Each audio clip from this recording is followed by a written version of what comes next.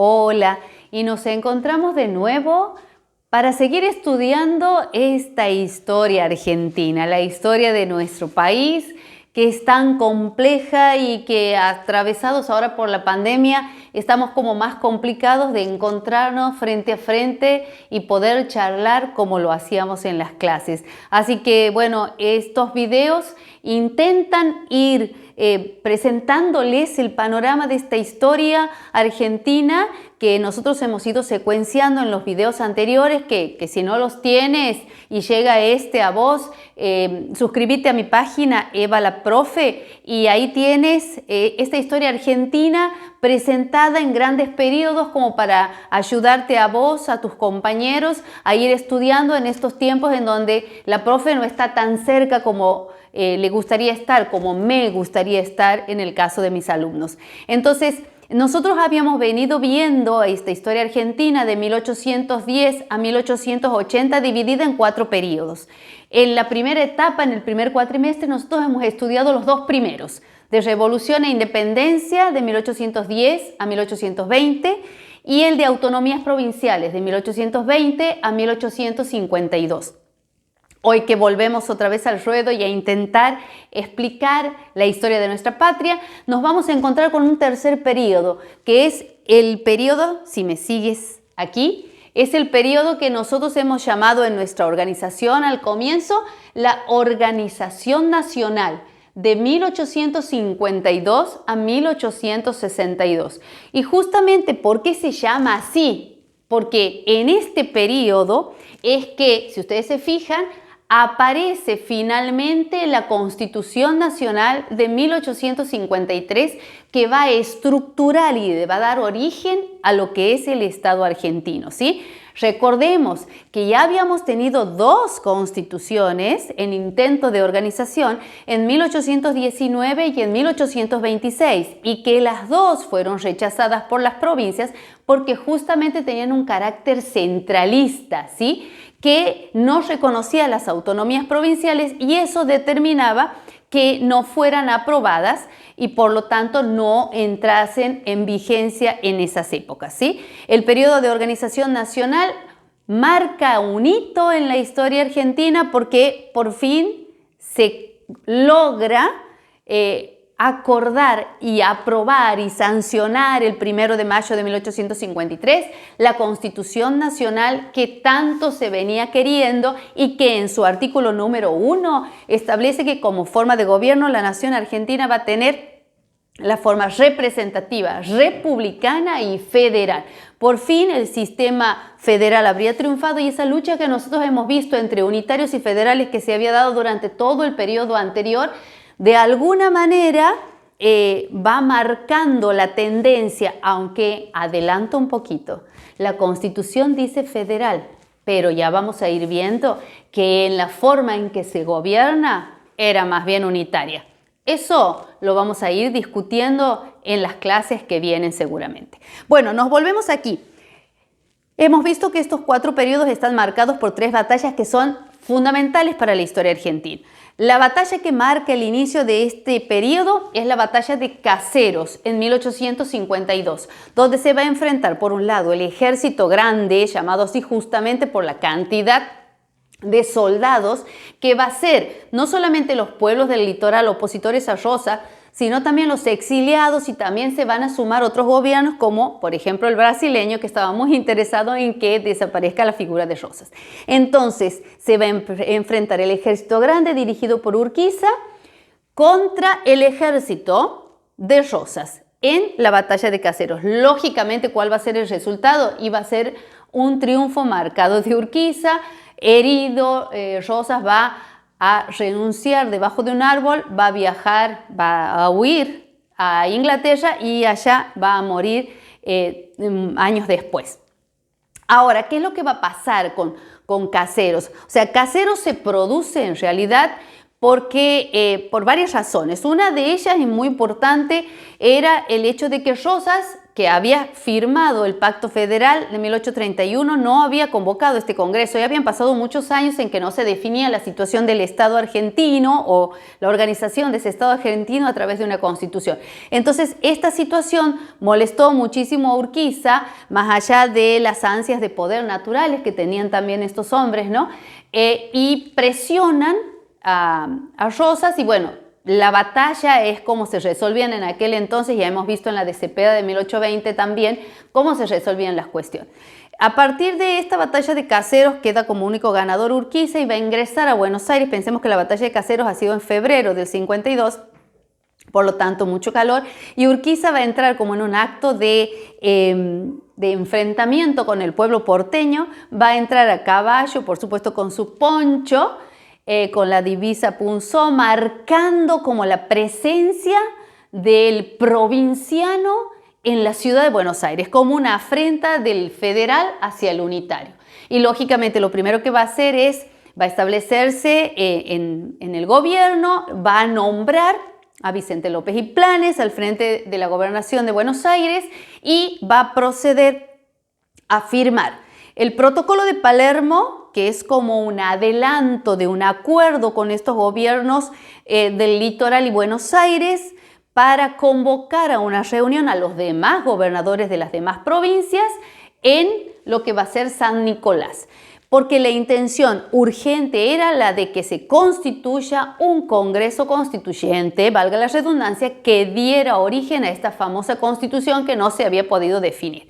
Por supuesto que en ese acuerdo de San Nicolás se establecen que todas las provincias van a participar con 2 diputados por cada una de ellas. Esto molestó muchísimo a Buenos Aires porque consideraba que no les reconocían la representatividad en función de la cantidad de pobladores, pero la intencionalidad al establecer 2 diputados por provincia es que justamente todas las provincias concurran en igualdad de posibilidades. Y este congreso iba a ser en Santa Fe justamente para sacar de Buenos Aires a cualquier congreso que pudiera sufrir las influencias de los unitarios como ya había pasado en el congreso del 24. Entonces, todas las provincias van a mandar sus diputados a Santa Fe, menos Buenos Aires, por esta cuestión de que consideraba que tenía derechos a más representantes. Entonces, Buenos Aires no participa en este congreso que finalmente, después de las discusiones, va a sancionar en 1853, el 1 de mayo, la Constitución Nacional que ya había dicho al comienzo establece esta forma federal de gobierno. Ahora bien, una vez que Urquiza se va a inaugurar, digamos, las sesiones de este Congreso, Buenos Aires va a aprovechar el retiro de muchas tropas y va a generar un movimiento de una revolución, vamos a llamarle así, en septiembre y lo va a sacar a Vicente López y Planes y los porteños van a generar su propio gobierno. Entonces, a partir de ahí, fíjense, va a pasar algo muy particular en la historia argentina. Nosotros vamos a tener como 2 estados en un territorio. A ver si me hago entender. Por un lado, vamos a tener a Buenos Aires, que se va a transformar en un estado independiente porque va a elegir su gobernador y va a dar su propia constitución. Y por el otro lado, fíjense, vamos a tener la Confederación, las demás provincias que con una constitución ya nacional, van a elegir su primer presidente constitucional, que va a ser don Justo José de Urquiza, que va a gobernar de 1854 a 1860. En aquella época duraban 6 años los presidentes. Y ante la separación de Buenos Aires, va a instalar en Paraná la capital del gobierno nacional. Ahora, el problema se va a plantear por la separación de Buenos Aires, va a constituir el enfrentamiento en función del manejo del puerto, que ustedes saben que siempre se había tenido esta cuestión de que Buenos Aires se hacía quedar todos los ingresos aduaneros porque consideraba que ese puerto le pertenecía a la ciudad y no era digamos, para compartir con las demás provincias. Una de las grandes diferencias entre unitarios y federales, si ustedes recuerdan cuando analizábamos las diferentes maneras de pensar. Entonces, la cuestión del puerto de Buenos Aires le va a generar a Buenos Aires una situación de muchísima comodidad económica y una crisis económica muy marcada en la Confederación. A pesar de que se hicieron o se intentaron hacer acuerdos a través de los pactos de convivencia para garantizar una buena relación, esta situación económica se tornaba agobiante porque quedaban las demás provincias como si fueran ranchos frente al crecimiento que había ido teniendo Buenos Aires al monopolizar las rentas aduaneras. Entonces, del lado de la Confederación, bueno, se va a sancionar lo que ustedes ven aquí como la Ley de Derechos Diferenciales. Esta ley que establecía que todos aquellos productos que ingresaran por el puerto de Rosario o de Paraná a la Confederación pagarían menores impuestos que aquellos que ingresaran al territorio a través del puerto de Buenos Aires. ¿Qué es lo que se pedía con eso? Se buscaba con esto que justamente se desvíe el flujo comercial hacia los puertos de Rosario y Paraná en detrimento del de Buenos Aires. Bueno, por supuesto que eso no dio los resultados esperados y otra vez había que definir la situación. Y la situación se va a definir y a través del enfrentamiento militar.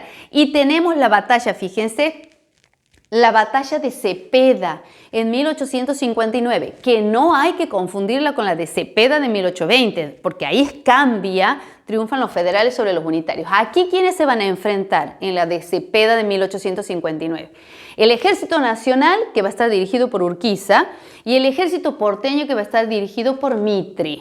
En este primer encuentro, el triunfo del Ejército Nacional con Urquiza va a ser aplastante, entonces Buenos Aires de alguna manera va a ser obligada a incorporarse al resto de la Confederación, pero Buenos Aires va a establecer que para incorporarse y jurar la Constitución donde no había participado, se iban a dedicar a estudiarla, a analizarla y a hacerle los cambios que consideraran pertinentes. Esto se estableció en el Pacto de San José de Flores. Entonces, a raíz de este pacto es que nuestra Constitución va a tener su primera reforma, ¿sí? Ahora, la situación de incorporación de Buenos Aires ha sido transitoria y con una situación muy tirante, que luego por una serie de hechos que ustedes van a ir analizando después porque sus profes les van a dar la información sucedidos en San Juan, va a generar nuevamente la explosión de una unión que era obligada y se va a producir un nuevo enfrentamiento. Esta vez va a ser en Pavón, en 1861. Esta vez ya estamos en el 61, ya no está gobernando Urquiza, aunque está al frente de todas las tropas del Ejército Nacional, está gobernando Santiago de Erqui. Y por el lado de Buenos Aires se va a enfrentar nuevamente Mitre con el Ejército Porteño. La batalla de Pavón es una batalla un poco clara en la historia argentina porque sin haber sido derrotado, Urquiza se retira del campo de batalla. Se han elaborado un montón de suposiciones sobre este retiro impensado de Urquiza, pero nada se ha podido comprobar. Lo cierto es que queda en este campo de batalla como único, digamos, vencedor Mitre, que este resultado va a hacer que Derqui renuncie y se vaya al exilio, por supuesto, renuncien todos los miembros de la Cámara de Diputados y Senadores y Mitre, con el poder militar, que es el que te daba el poder real, va a estar desde 1861 hasta que es elegido presidente, en unos meses, como encargado del Poder Ejecutivo Nacional. Pero lo que va a hacer Pavón es que se dé la unión de Buenos Aires y la Confederación, pero bajo el predominio de Buenos Aires. Por eso es que le decía, la Constitución establece un sistema federal. Ahora, cuando vayamos estudiando la historia, veremos que en la práctica tan federal la cosa no era. Pero lo dejo aquí porque seguramente van a estudiar este periodo con sus profes y mis alumnos con los textos que yo les voy a mandar para poder entender este periodo de la organización nacional. Vamos a seguir en contacto a través de los videos. Suscríbete a la página y nos vemos en el próximo para estudiar más de la historia de mi país, de tu país, de nuestro país.